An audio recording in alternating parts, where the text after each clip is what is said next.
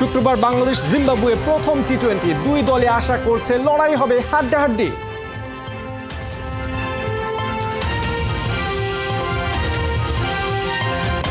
বাংলাদেশ জিম্বাবুয়ের কাপ্তান সিকান্দার রাজার আরেকটা রাজ্য, এখানকার মানুষের ভালোবাসায় হয়েছেন মুগ্ধ।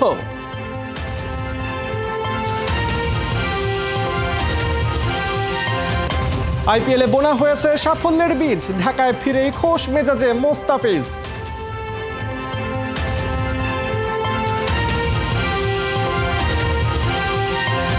ইউএফা চ্যাম্পিয়ন্স লিগের প্রথম সেমিফাইনালের লেগে বাজিমাত করল বরুশিয়া, পিএসজি কে 1-0 গোলে হারালো জার্মান দলটা।